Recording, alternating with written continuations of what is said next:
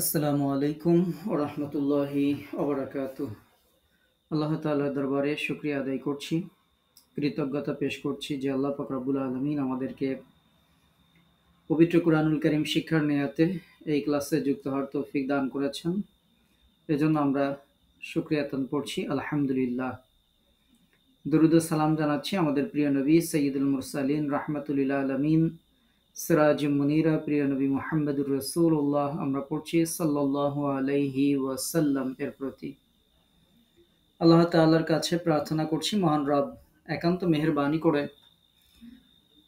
আমাদের এই ক্লাসকে আমাদের দুনিয়ার জীবনে বরকত এবং পরকালীন জীবনে আল্লাহ পাক রব্বুল আলামিন আমাদের মুক্তি ও নাজাতের ওসিলা হিসেবে কবুল করে নিন। আমরা পড়ছি আমিন।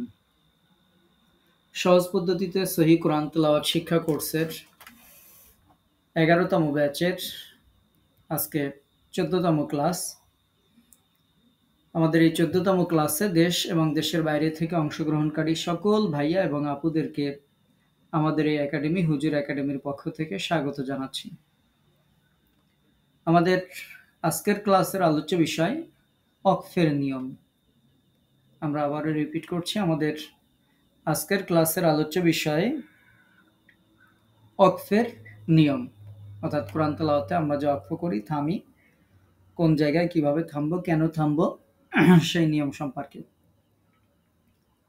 আজকের ক্লাসে আমরা যা যা শিখব তার মধ্যে অন্যতম হচ্ছে ওয়াকফের পরিচয় জানব, ওয়াকফ নিয়ম অনুযায়ী ওয়াকফ করা কেন জরুরি সেই সম্পর্কে জানব, ওয়াকফের যে বিভিন্ন প্রকার আছে সেই প্রকার সমূহের সাথে পরিচিত হব, ওয়াকফ বিল মাহাল এর সাথে পরিচিত হব, অর্থগতভাবে যে ওয়াকফের প্রকার সমূহ রয়েছে তার সাথে পরিচিত হব এবং আমরা ওয়াকফের কিছু মৌলিক নিয়ম সমূহ আজকে আমাদের ক্লাসে আলোচনা করব ইনশাআল্লাহ। আমরা শুরু করছি ওয়াকফের পরিচয় দিয়ে। ওয়াকফ অর্থে থেমে যাওয়া, বিলম্ব বা বিরতি করা। তাজবিদের পরিভাষায় কোরআন মাজিদের কোনো আয়াত সমাপ্ত করার উদ্দেশ্যে নিঃশ্বাস ছেড়ে দিয়ে পুনরায় নিঃশ্বাস নেয়ার জন্য সামান্য সময় বিলম্ব করাকে ওয়াকফ বলে। তাহলে ওয়াকফ কাকে বলে আশা করি আপনারা বুঝতে পেরেছেন। এটা হচ্ছে ওয়াকফের সংজ্ঞা। এরপরে আমরা শিখব যে ওয়াকফ কোথায় কিভাবে ওয়াকফ করব, কেন করব বা কেন করব না সেগুলো আমরা জানবো। তো ওয়াকফের পরিচয় আশা করি আপনাদের কাছে ক্লিয়ার, অর্থাৎ কোরআন তেলাওয়াতের সময় আমরা যে থামি এটা হচ্ছে ওয়াকফ, থেমে যাওয়া, বিরতি দেওয়া, মাঝখানে একটু গ্যাপ দিলাম, পড়ে একটু নিঃশ্বাস নিলাম, এই যে একটু থামি, শ্বাস ছেড়ে দিয়ে পুনরায় শ্বাস নেওয়ার জন্য এই যে সামান্য একটু সময় আমরা বিলম্ব করি, এটা হচ্ছে ওয়াকফ। ওয়াকফ কেন জরুরি? কোরআন মাজিদ তিলাওয়াতের মাঝে নিয়ম অনুযায়ী ওয়াকফ করা একান্ত জরুরি। কেননা কোনো কোনো জায়গায় ওয়াকফ না করে পড়লে এক বাক্যের সঙ্গে অন্য বাক্য মিলিত হয়ে আয়াতের অর্থই পরিবর্তন হয়ে যায়। এজন্য যারা কোরআন মাজিদের অর্থ বুঝেন না তারা শুধুমাত্র কোরআন মাজিদে দেওয়া ওয়াকফের যে চিহ্নগুলো আছে সেই চিহ্নগুলো দেখে যেই চিহ্নর যে হুকুম সেই চিহ্নর সেই হুকুম অনুযায়ী ওয়াকফ করবেন, যারা অর্থ বুঝেন না। যারা অর্থ বুঝেন তাদের তো আলহামদুলিল্লাহ সমস্যা নাই, তারা আয়াতের অর্থ বুঝে তারা ওয়াকফ করতে পারেন। কিন্তু যারা অর্থ বুঝেন না অবশ্যই তাদেরকে যে চিহ্ন নিয়ম, আমাদের চিহ্নের ক্লাস আমরা আগামীকালকে নিব ইনশাআল্লাহ। আজকে ওয়াকফের যে নিয়ম কানুন সেগুলো আমরা জানবো ইনশাআল্লাহ। তো এই জন্য যদি আমরা ওয়াকফের নিয়ম ফলো না করি তাহলে আয়াতের অর্থ পরিবর্তিত হয়ে যাওয়ার সম্ভাবনা থাকে। এজন্য আমরা যেটি করব সেটি হচ্ছে কোরআন মাজিদে যেই চিহ্ন আছে ওয়াকফের জন্য সেই চিহ্নের যে হুকুম সেই হুকুম অনুযায়ী আমরা ওয়াকফ করার চেষ্টা করব ইনশাআল্লাহ। ওয়াকফের প্রকার সমূহ। আমরা ওয়াকফের প্রকার কয়েকটি ভাগে রয়েছে। এখানে যে ভাগ দেখতে পাচ্ছেন ওয়াকফের প্রকার, এটা হচ্ছে পদ্ধতিগতভাবে ওয়াকফ 4 প্রকার। এরপরে অর্থগতভাবে অক্ফের প্রকার আছে, আরও প্রকার আছে, আমরা সামনে ইনশাল্লাহ আলোচনা করব। এজন্য অক্ফ কত প্রকার সেটা আমরা এই স্লাইডে দেখাচ্ছি না। আমরা এই স্লাইডে যেটা দেখাচ্ছি সেটা হচ্ছে পদ্ধতিগতভাবে অক্ফ কত প্রকার। পদ্ধতিগতভাবে অক্ফ হচ্ছে 4 প্রকার। আমরা মনোযোগের সাথে শোনার চেষ্টা করব ইনশাআল্লাহ। অক্ফ যে 4 প্রকার পদ্ধতিগতভাবে, তার মধ্যে রয়েছে অক্ফ বিল ইসকান, অক্ফ বিল ইসমাম, অক্ফ বিল রাউম, অক্ফ বিল ইবদাল। অক্ফ বিল ইসকান কাকে বলে চলেন আমরা এক একটা প্রকারের পরিচয়গুলো জানার চেষ্টা করি। ওয়াকফ বিল ইসকান, কোরআন তেলাওয়াতে কোনো আয়াত বা শব্দের শেষ হরফকে পরিপূর্ণ সাকিন করে অক্ফ করাকে অক্ফ বিল ইসকান বলে। এটা সর্বাধিক গুরুত্বপূর্ণ অক্ফ। আমরা কোনো আয়াত শেষ করছি, তখন শেষ যেই হরফ থাকছে সেই হরফে আমরা পূর্ণ সাকিন দিচ্ছি। যদি সাকিন থাকে ভালো, যদি নাও থাকে আমরা পূর্ণ সাকিন দিয়ে অক্ফ করছি। সেটার নাম হচ্ছে অক্ফ বিল ইসকান। যেমন আমরা এই আয়াতগুলো যখন আমরা পড়ে থাকি তখন হুদাল্লিল মুত্তাকিন,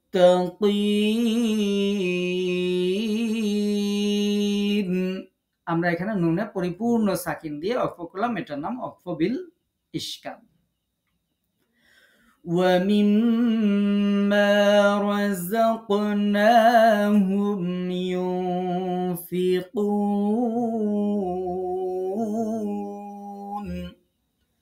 আমরা পরিপূর্ণ সাকিন করলাম। এই যে পরিপূর্ণ সাকিন করে যে অক্ফ করা, এটার নাম হচ্ছে অক্ফ বিল ইসকান। আশা করি আপনারা বুঝতে পেরেছেন।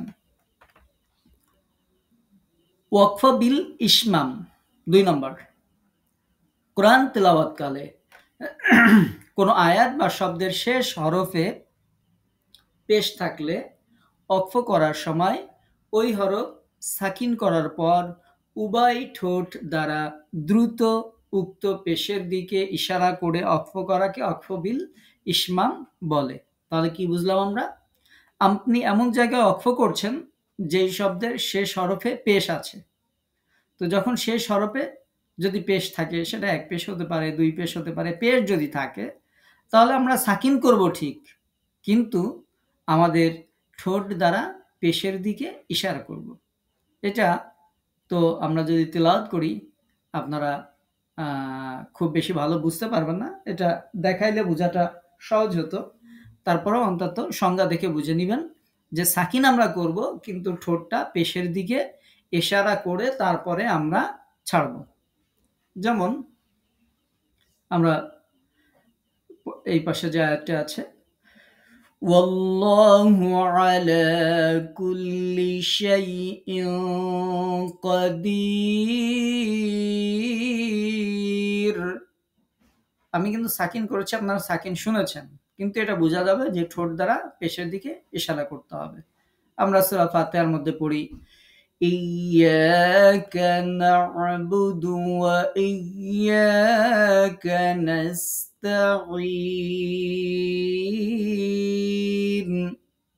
তো এই যে নুনে সাকিন দিলাম, কিন্তু যখন আমরা থামবো, ছাড়বো, তখন ঠোঁটটাকে পেশের দিকে একটু ইশারা করতে হবে। এটার নাম অক্ফ বিল ইসমাম। অক্ফ বিল ইসমাম হওয়ার জন্য আসলি পেশ হতে হবে, অর্থাৎ অরিজিনাল পেশ হতে হবে। আরজি পেশ মানে অস্থায়ী পেশ, যেগুলো ধার করা পেশ, এরকম হলে তাতে অক্ফ বিল ইসমাম হবে না। মানে এরকম কোনো জায়গায় যদি আমরা থামি যেই পেশটা আসল পেশ না, তাহলে সেখানে পেশ থাকলেও সেখানে এরকম পেশের দিকে ইশারা করা লাগবে না। যেমন এখানে একটা শব্দ দেখতে পাচ্ছেন, 2টা শব্দ আছে পাশাপাশি, আলাইহিমুল কিতাল।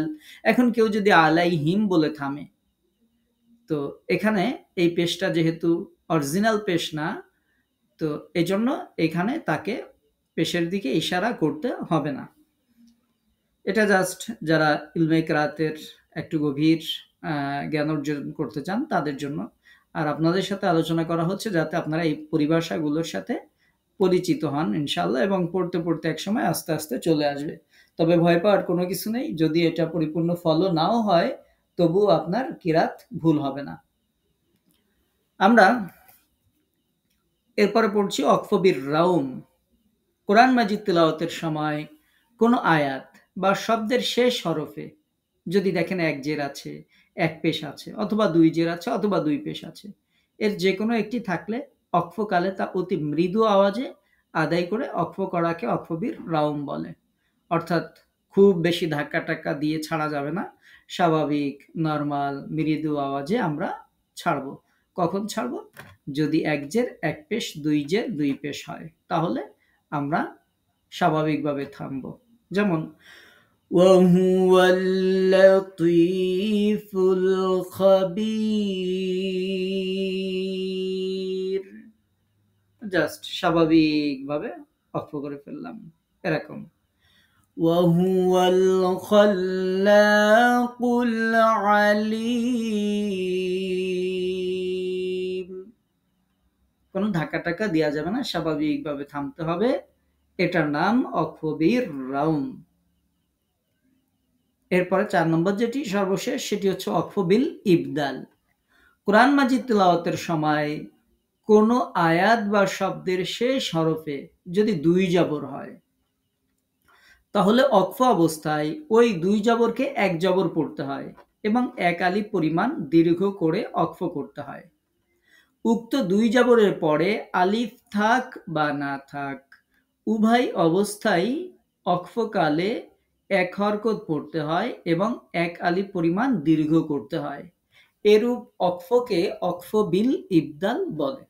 এটা তো আপনারা আগেও জানেন, অনেকবার আমরা এগুলো আলোচনা করেছি যে দুই জবর থাকলে আমরা এক জবর পড়ব, এক আলিফ টানব।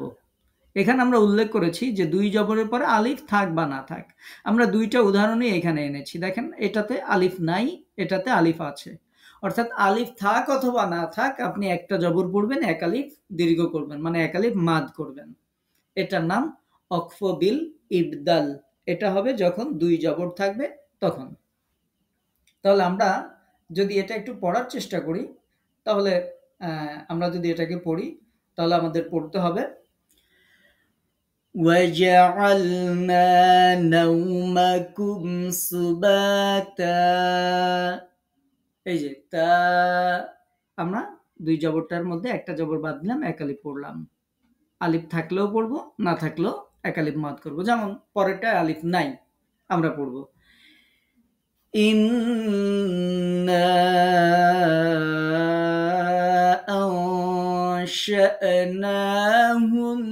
আনশা'নাহুন্না ইনশাআ।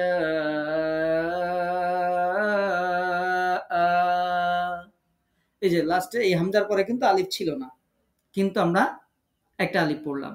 তার মানে কোরআন তেলাওয়াতে যেখানে আপনি ওয়াকফ করছেন, সেখানে যদি দুই জবর থাকে, আলিফ থাক আর না থাক, এক জবর পড়বেন, এক আলিফ টেনে পড়বেন। এটার নাম ওয়াকফ বিল ইবদাল। আশা করি বুঝাইতে পেরেছি। আপনারা সূরা ওয়াকিয়া পড়েন, সূরা ওয়াকিয়ার মধ্যে আছে বিভিন্ন জায়গায় আপনি এই এটা পেয়ে যাবেন যেখানে আলিফ নেই। কিন্তু আলিফ না থাকলে তার মানে এই না যে আপনি এক আলিফ মাদ করবেন না। আলিফ থাক অথবা না থাক, আপনাকে এক আলিফ মাদ করতে হবে। এটা ছিল পদ্ধতিগতভাবে ওয়াকফ 4 প্রকার। এরপর আমরা যেটা আলোচনা করব, সেটার নাম ওয়াকফ বিল মাহল। এটা খুব বেশি গুরুত্বপূর্ণ না, কিন্তু জানার জন্য, যাতে এই পরিভাষাটার সাথে আপনারা পরিচিত হন। আমাদের একাডেমিতে যারা আছেন তারা যেন এই পরিভাষাগুলো একবার হলেও তাদের কানে যেন শোনা থাকে, কোথাও দেখলে যেন তারা মনে করতে পারে যে এটা এরকম শুনেছিলাম। তো সেটার জন্য জাস্ট একটু খেয়াল করবেন। এটার আমরা খুব বেশি উদাহরণ বা খুব বেশি দিব না, এটা জাস্ট একটু বুঝার বিষয়। যে ওয়াকফ বিল মাহল মানে হচ্ছে তিলাওয়াতকারী তার প্রয়োজন বোধে ওয়াকফ করাকে ওয়াকফ বিল মাহল বলে, যেখানে কোনো নিয়ম কানুন নেই। আপনার মনে হচ্ছে যে এখানে তিলাওয়াত করা থামা দরকার, আপনি আর পারতেছেন না, সেখানে আপনি একটা ওয়াকফ করলেন। সেই ওয়াকফ হচ্ছে 4 প্রকার। তো এই নামগুলো হচ্ছে ওয়াকফ ইখতিবারি, ওয়াকফ ইন্তিজারি, ওয়াকফ ইদতিরারি, ওয়াকফ ইখতিয়ারি। ভয় নেই, এই নামগুলো আপনাদের পরীক্ষায় আসবে না, মুখস্থ আপনি জাস্ট একটু পড়বেন, জানবেন। এগুলো মুখস্থ করার পিছনে আপনার খুব বেশি সময় দেওয়ার দরকার নাই।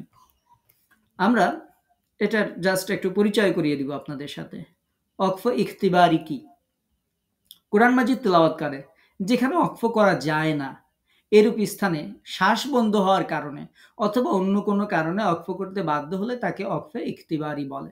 যেখানে ওয়াকফ করা যায় না, ওয়াকফ করলে দেখা যায় যে বিভিন্ন ধরনের সমস্যা হতে পারে, কখনো অর্থ পরিবর্তন হতে পারে, কখনো তেলাওয়াত আবার শুরু করতে ঝামেলা হতে পারে, বিভিন্ন থাকে। তো এরকম কোনো জায়গায় যদি শ্বাস বন্ধ হয়ে যেতে পারে, তখন তার কোনো মাসালা চলবে না। আমার নিঃশ্বাসই নাই, সেখানে আমার মাসালা দিয়ে তো লাভ নাই, সেখানে তো আমার অটোমেটিক্যালি আমি থেমেই যাবো, যেহেতু শ্বাস বন্ধ হয়েছে।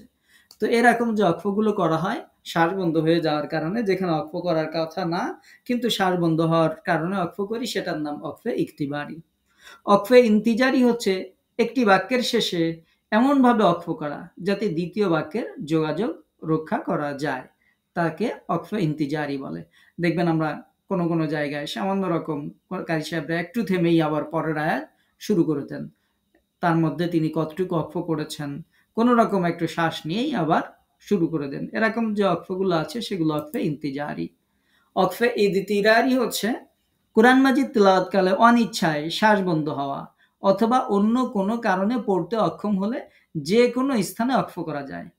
এখানে আপনারা বলবেন উস্তাদ আগেও তো একটা বলছেন যে শ্বাস বন্ধ হওয়া। আগে যেটা বলছি অক্ফে ইখতিবারি শ্বাস বন্ধ হওয়া, সেটা ছিল যেখানে অক্ফ করা যায় না সেই জায়গাতে। যেমন আপনি লা ইলাহা ইল্লাল্লাহ এই বাক্যটা পড়বেন, এখন লা ইলাহা বলার পরে আপনার আর নিঃশ্বাস নাই, এখন তো অর্থ হয়ে গেছে যে আল্লাহ ছাড়া মানে সরি লা ইলাহা কোনো ইলাহ নেই, অর্থ কিন্তু পাল্টে গেছে, চেঞ্জ হয়ে গেছে। কিন্তু এখানে থামার কথা ছিল না, কিন্তু নিঃশ্বাস বন্ধ হওয়ার কারণে থামছেন। এরকম যে পরিবেশ পরিস্থিতি এরকম যদি কখনো হয়, সেটা হচ্ছে অর্থে ইখতিবারি। আর স্বাভাবিকভাবে যেখানে অর্থ পরিবর্তন হবে না বা দেখা যাচ্ছে আপনি আর যাইতে পারতেছেন না, এরকম যে কোনো জায়গায় যে অক্ষগুলো করা হয় শ্বাস বন্ধ হওয়ার কারণে, সেটার নাম অক্ফে ইদতিরারি। এক্ষেত্রে যেটা করতে হবে যে পুনরায় পূর্বের একটা শব্দ ধরে আমাদেরকে পড়তে হবে। আপনি থেমেছেন, ঠিক আছে, শ্বাস বন্ধ হয়েছে, থেমেছেন, ভালো কথা। আপনাকে যেটি করতে হবে পূর্বের একটা শব্দ ধরে পড়তে হবে, এটার নাম অক্ফে ইদতিরারি। অক্ফে ইখতিয়ারি হচ্ছে কোনো কারণ ছাড়াই তেলাওয়াতকারী নিজের সুবিধা মতো কোনো স্থানে অক্ফ করা হচ্ছে অক্ফে ইখতিয়ারি। তেলাওয়াতের সৌন্দর্যের জন্য কারি সাহেবরা বিভিন্ন জায়গায় সুন্দর সুন্দর তারা অর্থ বোঝেন, দেখবেন যে যেখানে চিহ্ন টিহ্ন নাই সেখানে তারা অক্ফ করে কেরাতকে সুন্দর করে পড়ছেন। তো এরকম কারি সাহেব তার নিজের সুবিধা মতো কোনো স্থানে যেই তেলাওয়াতের যে অক্ফগুলো করেন সেটার নাম অক্ফে ইখতিয়ারি। তো এটা আমাদের ফলো করতে হয় না, এটা তো আপনারা জানেনই যে একজন তিলাওয়াতকারী পাঠক তার প্রয়োজনে এই 4 ধরনের অক্ফ করে থাকেন। তার মধ্যে আমাদের এখানে একটা ফলো করতে হবে যে যদি কখনো আমরা থেমে যাই শ্বাস বন্ধ হওয়ার কারণে, তাহলে আগের শব্দ ধরে পড়ে যেতে হবে। এটা এই অক্ফ বিল মল থেকে আমরা শিখলাম। অক্ফের আরো কিছু প্রকার আছে। একটা হচ্ছে অর্থগতভাবে অক্ফ। আগে তো আমরা তেলাওয়াতের ব্যাপারে দেখলাম, পাঠক যিনি তেলাওয়াতকারী তার দিক থেকে দেখলাম, মানে পদ্ধতিগত, তারপরে তেলাওয়াতকারীর দিক থেকে দেখলাম। এবার যে অক্ফের প্রকারগুলো আপনাদের সামনে আলোচনা করব সেটা হচ্ছে অর্থগতভাবে অক্ফ 4 প্রকার। একটা হচ্ছে অক্ফে তাম। অক্ফে তাম হচ্ছে এমন শব্দে অক্ফ করা যাতে পরবর্তী শব্দের সাথে শব্দগত ও অর্থগত কোনো সম্পর্ক থাকে না। শব্দগত সম্পর্ক নাই, অর্থগত কোনো সম্পর্ক নাই, অর্থাৎ বাক্য শেষ, অর্থও শেষ, বাক্যও শেষ হয়েছে, অর্থও শেষ হয়েছে, কোনো কিছু আর বাকি নাই, অবশিষ্ট নাই। এরূপ স্থানে অক্ফ করাকে অক্ফে তাম বলে। এই সকল স্থানে আমরা আয়াতের যে শেষের চিহ্ন, আয়াতের শেষে এই চিহ্ন দেওয়া থাকে, তার মানে আয়াত শেষ, মানে এটার কার্যক্রম এখানে শেষ, এই বাক্য গোল চিহ্ন দেওয়া থাকে আয়াতের এই চিহ্ন। কোথাও তোয়া দেওয়া থাকে, যদি সেটা আয়াতের মাঝখানে হয় তাহলে তোয়া দেওয়া থাকে, আবার কোথাও মিম দেওয়া থাকে। এই চিহ্নগুলোতে আমরা অক্ফ করব। যেমন আপনারা সূরা ফাতিহা পড়েন, এখানে এই যে নাস্তাঈন এরপরে আয়াতের শেষের চিহ্ন দেওয়া হয়েছে। তারপর উলাইকা হুমুল মুফলিহুন, মানে জাস্ট আয়াতের শেষে শেষে যে চিহ্নগুলো থাকে। আর যেটি আমরা জানবো যে এরকম যদি তোয়া দেওয়া থাকে সেটাও অক্ফে তাম, সেখানে আমরা অক্ফ করতে পারবো। ওয়ালা সামঈহিম, দেখেন এখানে তুয়া দেয়া আছে, আপনি পূর্ণ ওয়াকফ করে ফেলবেন, কোনো সমস্যা নেই। এরপরে পড়া শুরু করবেন। ওয়ালা আবসারিহিম। তো এখানে আমাদের পূর্বে থেকেও ধরতে হবে না, ওয়াকফে তাম মানে পরিপূর্ণ ওয়াকফ, তারপরের থেকে পড়তে হবে। এরপরে যদি মিম থাকে সেখানে আমরা আগামীকালকে যে চিহ্নগুলো পড়াবো সেখানে এটাকে আমরা বলবো ওয়াকফে লাজিম, মানে অবশ্যই ওয়াকফ করতে হবে। বাট আজকে জানেন যে এখানে আয়াতের অর্থ পরিপূর্ণ হয়ে যায়, তো এই জায়গাগুলোতে আমরা মিম থাকলে ওয়াকফ করতে হবে। তো সেটা ওয়াকফে তামের মধ্যে অন্তর্ভুক্ত। যেমন আমরা পড়লাম মিনাল্লাযীনা আমানু ওয়াল্লাযীনা ইত্তাকাউ রাব্বাহুম। তো এভাবে এর আগে পরে আরো শব্দ আছে। তো আমরা এই যে মিম যে জায়গাগুলোতে থাকে, এই জায়গা তোয়া যে জায়গা থাকে, এই জায়গা আয়াতের শেষের এই গোল চিহ্ন যেই জায়গাগুলোতে থাকে, এটা হচ্ছে ওয়াকফে তাম মানে পরিপূর্ণ ওয়াকফ। ২ নম্বর হচ্ছে ওয়াকফে কাফি, এমন শব্দে ওয়াকফ করা যাতে পরবর্তী শব্দের সাথে শব্দগত কোনো সম্পর্ক নেই বটে, কিন্তু অর্থগত সম্পর্ক আছে। এরূপ স্থানে ওয়াকফ করাকে ওয়াকফে কাফি বলে।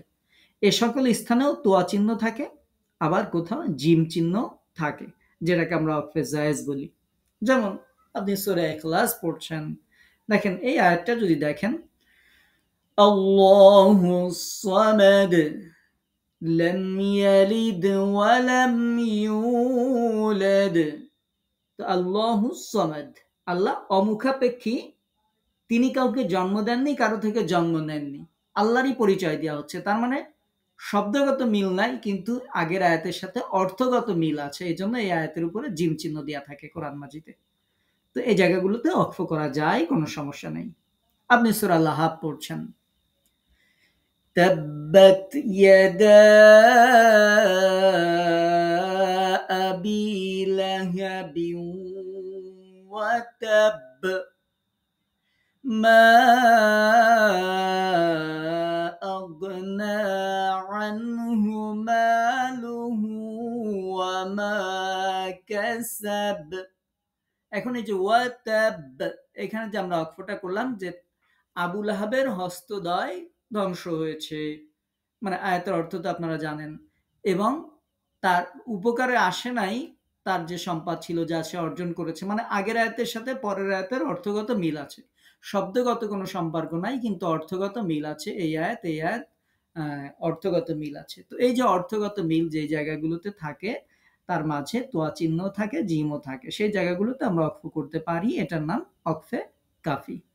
তো এই ওয়াকফে তাম এবং কাফির ব্যাপারে আমি এখানে একটা হুকুম হিসেবে একটা কথা লিখে দিয়েছি, যে ওয়াকফে তাম এবং ওয়াকফে কাফির ব্যাপারে ওয়াকফ করার অনুমতি আছে। কোনো কারণে যদি কেউ ওয়াকফ না করে মিলিয়েও পড়ে, তাতে খুব বেশি ক্ষতি হবে না, কারণ ওয়াকফ না করার দ্বারা অর্থের কোনো পরিবর্তন আসে না। তবে আগামীকালকে আবার এটা শিখাবো, যদি মিম থাকে তাহলে আমরা বলি যে সেখানে ওয়াকফ করবেন, সেটা কালকে ইনশাআল্লাহ আমরা আলোচনা করব যে কেন আমরা এটা বলে থাকি। ৩ নাম্বার ওয়াকফে হাসান, এমন শব্দে ওয়াকফ করা যেখানে অর্থ পূর্ণ হয়েছে, কিন্তু পরবর্তী শব্দের সাথেও শব্দগত অর্থগত কিছু সম্পর্ক রয়েছে, এরূপ স্থানে ওয়াকফ করাকে ওয়াকফে হাসান বলে। এই সকল স্থানেও গোল চিহ্ন ব্যবহৃত হয়, কোথাও কোথাও লাম আলিফ চিহ্ন ব্যবহৃত হয়, কোথাও ঝা চিহ্ন ব্যবহার করা হয়, কোথাও সোয়াদও ব্যবহার করা থাকে। এই চিহ্নগুলো এই জাতীয় ওয়াকফের ক্ষেত্রে ব্যবহৃত হয়, যেখানে অর্থ পূর্ণ হয়েছে কিন্তু পরবর্তী শব্দের সাথেও অর্থগত কিছুটা মিল আছে, শব্দগত কিছুটা মিল আছে, সেই সকল স্থানে এই চিহ্নগুলো কোরআন মাজিদে ব্যবহার করা থাকে। যেমন আমরা এখানে একটা উদাহরণ এনেছি, যে আপনি সূরা নাস পড়ছেন, এখন আল্লাযী ইউওয়াসউইসু ফি সুদুরিন নাস, এখানে যখন আপনি ওয়াকফ করলেন, দেখেন মিনাল জিন্নাতি ওয়ান নাস। এখন এই আয়াত যে কুমন্ত্রণা দেয়, মানুষের অন্তর সমূহের মধ্যে যে কুমন্ত্রণা দেয়, এটা কিন্তু একটা বাক্য হয়ে গেছে যে মানুষের অন্তরের মধ্যে যে কুমন্ত্রণা দেয়।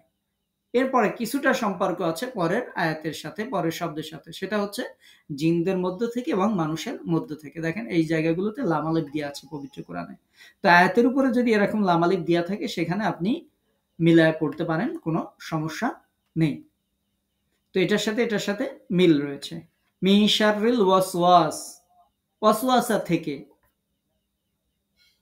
খন্নাস, খন্নাস যে এই খন্নাসের যে ওয়াসওয়াসা, সেই ওয়াসওয়াসার অকল্যাণ থেকে আশ্রয় চায়। এই জায়গাতে দেখবেন লাম আলিফ আছে, কিন্তু আপনি মিলিয়ে পড়তে পারবেন।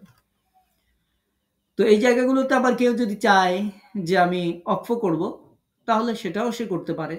কেউ যদি চায় মিন শাররিল ওয়াসওয়াস, এখানে আমি একটা অক্ফ দিব, সেটাও সে করতে পারে। তো আমরা স্বাভাবিকভাবে বলে থাকি যে আয়াতের মাঝে যদি লাম থাকে তাহলে মিলিয়ে পড়বেন, আয়াতের শেষে যদি লাম থাকে তাহলে আপনারা এখানে থেমে যাবেন। তো কেন বলি সেটা কালকে ইনশাআল্লাহ আরো বিস্তারিত আমরা আলোচনা করব। এটা হচ্ছে ওয়াকফে হাসান। আরেকটা ওয়াকফ আছে যেটা বলে আমরা ওয়াকফের প্রকারগুলো শেষ করব, সেটা হচ্ছে ওয়াকফে কবিহ। এমন শব্দ ওয়াকফ করা যেখানে ওয়াকফের কোনো চিহ্ন নেই, বরং পরবর্তী শব্দের সাথে শব্দগত অর্থগত দৃঢ় সম্পর্ক রয়েছে। এইরূপ স্থানে ওয়াকফ করাকে ওয়াকফে কবিহ বলে। কবিহ মানে হচ্ছে মন্দ, মানে এই জায়গায় ওয়াকফ করা ঠিক না, পছন্দনীয় না, এটা খুব মন্দ ব্যাপার। তো এইরূপ স্থানে ওয়াকফ করা ঠিক নয়। যেমন আমরা এখানে উদাহরণের মধ্যে আলহামদুলিল্লাহি রব্বিল আলামিন, এই যে আলহামদু এর দালের উপর ওয়াকফ করে দিলাম, আলহামদ এরকম পড়ে ফেললাম, কিন্তু এটা তো আল্লাহর সাথে এর পরের সাথে ব্যাপক সম্পর্কযুক্ত। এরকম জায়গায় ওয়াকফ করাটা হচ্ছে মন্দ কাজ। এরপরে আমরা মালিকি ইয়াউমিদ্দিন, এখন আমি বলে ফেললাম মালিকি ইয়াউম, এখানে একটা ওয়াকফ দিলাম। এই যে চিহ্ন নাই, এর পরের শব্দের সাথে ব্যাপক সম্পর্ক রয়েছে, এরকম জায়গাগুলোতে এই জাতীয় ওয়াকফ করা হচ্ছে ওয়াকফে কবিহ। এই ক্ষেত্রে আমরা বলি দয়া করে একেবারে যদি নিঃশ্বাস ছুটে না যায় তাহলে মেহেরবানি করে এই জায়গাগুলোতে ওয়াকফ করবেন না, এরকম ওয়াকফ করবেন না। যুক্ত শব্দগুলো যেগুলো আছে সেগুলোতে আপনারা ওয়াকফ করবেন না। আমরা স্বাভাবিকভাবে আমাদের নাজেরা কোর্সে আমরা এটাকে এভাবে শিখাই, নাজেরা যখন প্র্যাকটিস করাই আমরা, তখন আমরা বলে থাকি যে যুক্ত শব্দগুলোতে ওয়াকফ করবেন না। দেখেন এই মালিক ইয়াউমিদ্দিন, মিম দালকে ধরছে, মানে এটা যুক্ত, এটার সাথে এটা যুক্ত। আমরা সবসময় নিষেধ করি এই যুক্ত জায়গাতে ওয়াকফ করবেন না। দেখেন এটাও দেখেন আলহামদুলিল্লাহি, তো এখানে যদিও এরকম যুক্ত হয়নি কিন্তু এর আগেরটা যুক্ত হয়েছে। তো এই জায়গাগুলো আমরা মোটামুটি নাজেরা ক্লাসে দেখিয়ে দিই। যেমন রব্বিল আলামিন, এখন কেউ রবে ওয়াকফ করলো, আমরা এই জায়গাগুলোতে ওয়াকফ করতে নিষেধ করে থাকি। তো এটা আশা করি আপনারা বুঝতে পেরেছেন। একেবারেই যদি নিঃশ্বাস বন্ধ না হয়ে যায় এরকম কোনো জায়গায় আপনারা ওয়াকফ করবেন না। যদি ওয়াকফ হয়েই যায়, নিঃশ্বাস বন্ধ হয়ে গেছে, এখন ওয়াকফ তো হয়েই গেছে বা করতে হবে, তখন কি করবেন? আমরা এখানে হুকুমের মধ্যে লিখে দিয়েছি যে এই জায়গাতে ওয়াকফ করা নিষেধ। কোনো কারণে এরকম ওয়াকফ করলে তার পূর্বের শব্দ থেকে আবার মিলায়া পড়বেন। যদি ইয়াউমে আপনার যদি থামাই লাগে তাহলে আবার মালিক ইয়াউমিদ্দিন থেকে পড়া শুরু করবেন। এই হচ্ছে ওয়াকফে কবিহ। আমরা এই প্রকারগুলো রিপিট করছি না, প্রকারগুলো আপনারা ভিডিওটা শুনে নেবেন। কারণ হচ্ছে এগুলো যদি আমি এখন রিপিট করি, সবগুলো যদি একসাথে বলি তাহলে অনেকের মাথার উপর দিয়ে যাবে। এর জন্য যখন নিরিবিলি ধীরে ধীরে যখন রেকর্ডটা শুনবেন তখন ইনশাল্লাহ সহজে বুঝতে পারবেন। আমরা ওয়াকফের যে নিয়ম সমূহ, এখন আমাদের অনেক স্টুডেন্ট আছে যারা বলবেন উস্তাদ যা পড়াইছেন কিছু বুঝি নাই, সহজ করে বলেন, আমরা কোথায় কি করব কোথায় কি করব না। এখন আসেন আমরা সহজ করে বলি, যে কথা যায় না বলা সহজে, আমরা সেটাকে সহজ করেই বলার চেষ্টা করি। ওয়াকফের যে নিয়ম সমূহ আপনারা ফলো করবেন। এতক্ষণ তো আমরা বিভিন্ন ওয়াকফের প্রকার সমূহ বিভিন্ন কিছু আলোচনা করলাম, আরো কিছু সহজ বিষয় আমরা এখন আলোচনা করব। একটু আগেই যেগুলো বলছিলাম দেখেন এর মধ্যে তার অনেক কিছুই চলে আসবে। আমরা বলে থাকি যে কোনো শব্দকে কখনো ভেঙে ওয়াকফ করা যাবে না। এটা আমরা একেবারেই আমাদের নাজেরা কোর্সে আমরা এটাকে একেবারেই নিরুৎসাহিত করি। কারণ নাজেরাতে যারা ভর্তি হন তারা তো এই জিনিসগুলো এভাবে জানা থাকে না। তো দেখা যায় যে কোন শব্দ ভাঙা যাবে যাবে না বিভিন্নভাবে তারা ওয়াকফ করেন। এজন্য আমি এটাকে 1 নম্বরে দিয়েছি। আমার বইতে এটাকে 1 নম্বরে দেওয়ার কারণ হচ্ছে যে আমাদের আপুরা এই ভুলে জর্জরিত। যেখানে সেখানে এই কারেকশন দিতে দিতে আমাদের অবস্থা খারাপ। তো এজন্য আগেই লিখে দিয়েছি যে কোনো শব্দকে ভেঙে ওয়াকফ করবেন না, এটি নাজায়েজ। বরং শব্দ শেষ করে থামতে হবে। নাজায়েজ লিখে দিয়েছি একেবারে, আমার বইয়ের মধ্যে নাজায়েজ শব্দ ব্যবহার করেছি, যেটা নাজায়েজ আপনি এরকম করবেন না। তার মানে এটা খুবই গুরুত্বপূর্ণ, কোনো শব্দকে আপনি ভাঙবেন না। শব্দ ভাঙা তো বুঝতে পারছেন, রব্বিল আলামিন, আলামিন একটা শব্দ। এখন কেউ বলে থেমে যায়, কেউ আলা বলে থেমে যায়, মিন পর্যন্ত যায় না, এরকম বিভিন্ন শব্দের। তো এই জন্য একেবারেই আমার বইতে আমি লিখে দিয়েছি যে এটা নাজায়েজ। কোনোভাবেই আরবি কোনো শব্দকে, কোরআনের কোনো শব্দকে কোনো অবস্থাতেই ভাঙা যাবে না, বাংলা অর্থ বিকৃত হয়ে যায়। এজন্য এটাকে নাজায়েজ লিখেছি। ওই শব্দ শেষ করেই আপনাকে থামতে হবে। এবং এক্ষেত্রে আমরা যেটা প্র্যাকটিস করাই সেটা হচ্ছে, আপনি বুঝতে পারতেছেন যে পরের শব্দ আপনি পারবেন কি পারবেন না, কনফিউশন আছে, আপনি পরের শব্দ যাবেনই না, আগের শব্দ অক্ষ করবেন। এভাবে আমরা প্র্যাকটিস করা থাকি। এরপরে চিহ্ন ছাড়া কোনো শব্দে থামলে ওই শব্দ সহকারে আবার পড়তে হবে। এটা ওইখানে আমরা কিন্তু অলরেডি ওই প্রকারের মধ্যে আলোচনা করেছি। এখন আমরা সহজ করে বলছি, এগুলো সহজে মনে রাখতে পারবেন। কারণ ওইখানে যে নাম ধাম যা কিছু ছিল, ওই নাম সহ যদি মুখস্থ করতে যান তাইলে অবস্থা খারাপ হয়ে যাবে। বলবেন যে উস্তাদ আপনার কোর্সের নাম হচ্ছে সহজ পদ্ধতিতে সহিহ কোরআন তেলাওয়াত শিক্ষা, আর আপনি এত নাম টাম মুখস্থ করাচ্ছেন। এগুলো মুখস্থ করে তো আমাদের থাকবে না মাথার মধ্যে। এই জন্য এখন এর মধ্যে দেখেন কোনো নাম ধাম কোনো কিছু নাই, জিনিসগুলোকে সহজ করে আপনাদের মাথার মধ্যে ঢুকানোর জন্য আমরা চেষ্টা করছি। যে চিহ্ন ছাড়া কোনো শব্দে যদি থামেন, ওই শব্দ সহকারে আবার পড়বেন।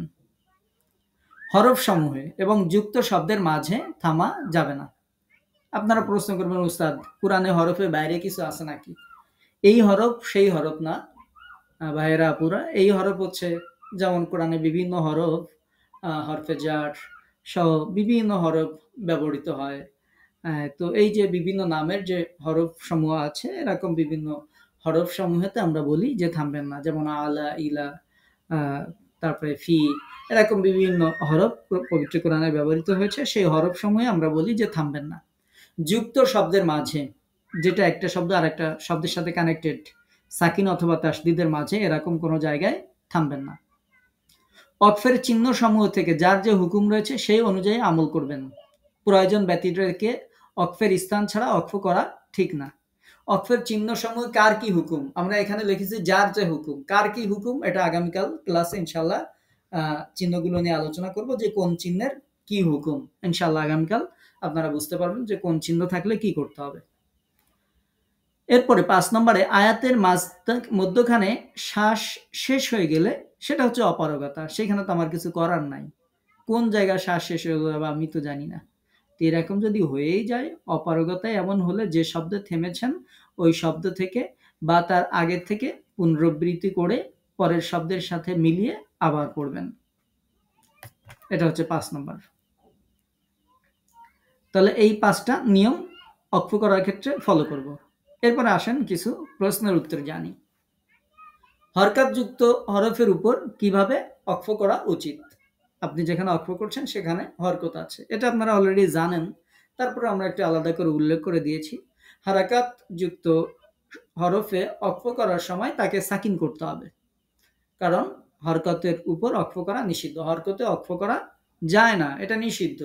ইয়াকা না'বুদু এরকম অক্ষ করা যাবে না, এখানে সাকিনই দিতে হবে।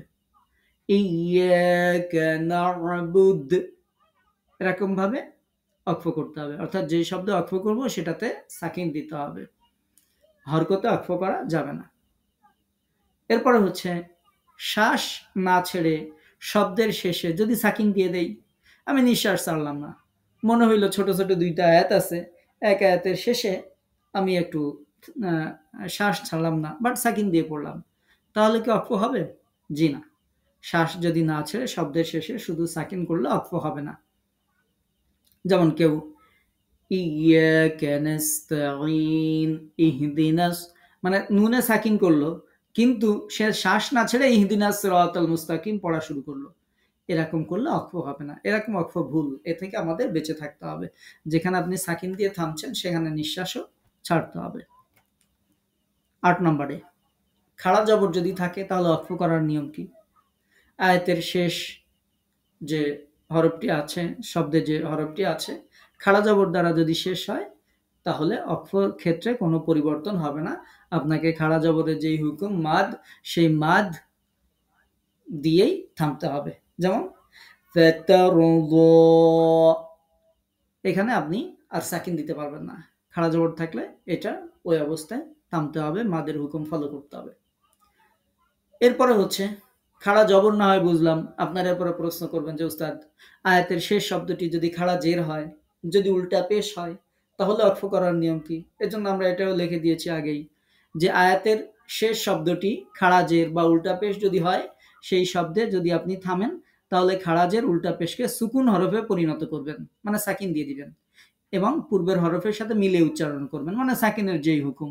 যেমন الذي جمع مالا وعدده, দেখেন এখানে আদাদাহু লেখা ছিল, এই হুটাকে আমরা খাড়া উল্টা পেশ আছে তো এটাকে এই যে সাকিন দিয়ে দিচ্ছি। আমি আবার এখানে অ্যারো মার্কিং করে এখানে লিখে দিয়েছি যে এখানে অক্ষ করার সময় এই উল্টা পেশকে সাকিন দিয়ে দিব, খাড়া জের থাকলে সাকিন দিয়ে দিব। তো এই প্রশ্নগুলো সাজানো হচ্ছে যে আমরা নাজেরা ক্লাসে যেই প্রশ্নগুলোর সম্মুখীন হই, তো এগুলোর উত্তর যেহেতু আমাদের দেয়াই লাগে, এজন্য আগেই এখানে উত্তর দিয়ে দিছি, যাতে অন্তত কম প্রশ্নর সম্মুখীন যাতে হয় আর কি, সবাই যাতে সহজে বুঝতে পারেন। আসেন আরো কিছু প্রশ্ন দেখি। যে শব্দের উপর অক্ফ করা হবে তার শেষে যদি গোলতা হয়, তবে কিভাবে অক্ফ করব?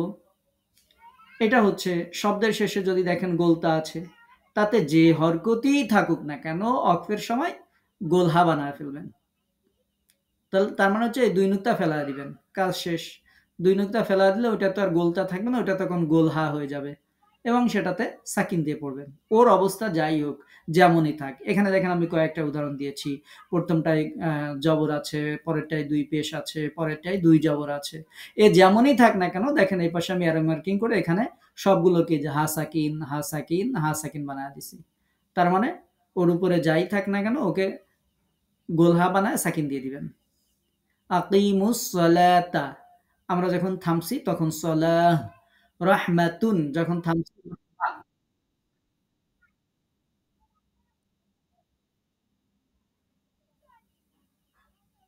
আচ্ছা, কারো কি স্পিকার অন হয়েছিল?